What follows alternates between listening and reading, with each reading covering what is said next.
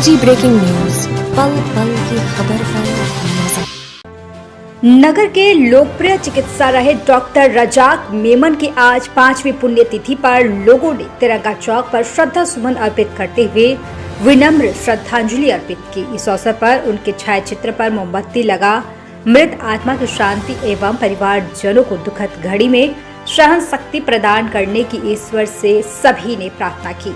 लगभग 5 वर्ष पूर्व डॉक्टर रजाक मेमन को ईश्वर ने सदा के लिए हमसे छीन लिया था। वे क्षेत्र के छोटे बड़े गरीब अमीर का इलाज यथासंभव मुफ्त में करते थे। देर रात तक मरीजों के घरों पर बुलाने से घर तक आसानी से पहुंच जाया करते थे।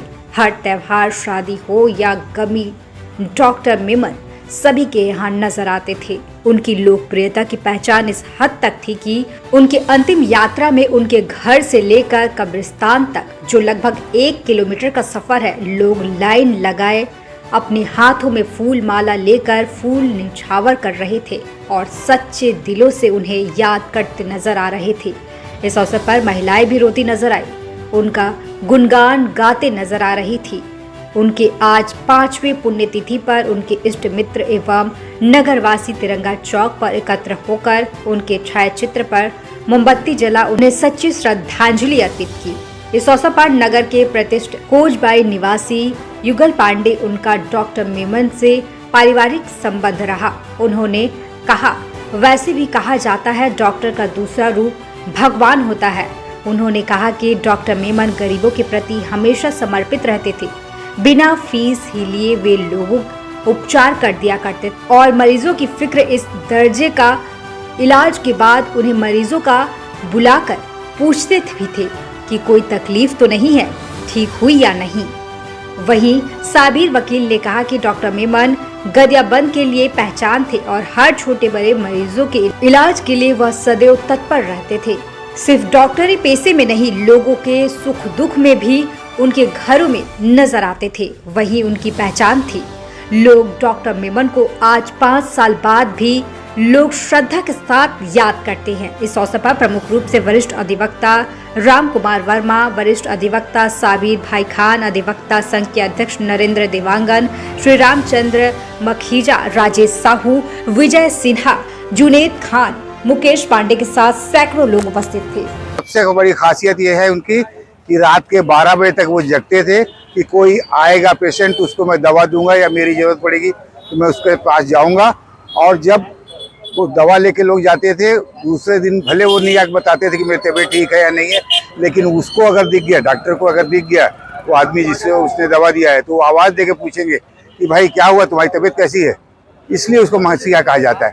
और जैसा सम्मान उसके अर्थी को हुआ, वैसा सम्मान मैं समझता हूँ आज तक किसी बड़े नेता के भी नहीं हुआ होगा। गरीबों ने फूल फेंका उसकी अर्थी पे, कोई ऐसा आज तक किसी भी बड़े नेता का भी नहीं हुआ कि उन्होंने फूल फेंका है। और फूल फेंका हम उसके दोस्त यार या उसके चाहने वाले ही नहीं, गरीब गुबरा लोग जो हैं, मजदूर लोग हैं, वो कतार बना के खड़े थे और उन्होंने फूल फेंका है। और इसलिए मसीहा कहा जाता है। और आज 5वां साल हो गया है, फिर भी हम लोग उसको उसी शिद्दत से प्यार करते हैं, उसको चाहते हैं, इसलिए उसको मसीहा कहा जाता है। चिकित्सा के क्षेत्र में इस परिवार का पूरा योगदान रहा।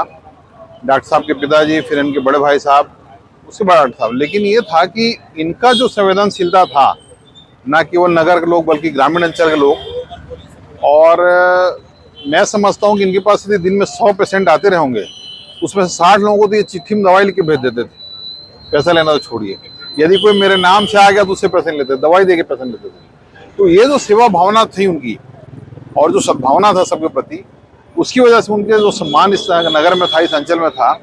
और यही वजह है कि आज हम सब उनको यहाँ पर याद कर रहे हैं, उनको विनम्र श्रद्धांजलि लेने इकट्ठा हुए हैं।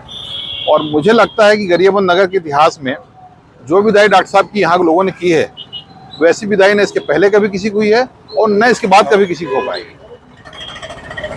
गरियाबंद जिले में होने वाली हर घटना को जल्द देखने के लिए सीजी ब्रेकिंग न्यूज चैनल को लाइक, सब्सक्राइब एवं शेयर जरूर करें, ताकि गरियाबंद जिले की हर खबर से आप और आपके परिवार, मित्र एवं रिश्तेदार अपडेट रह सके।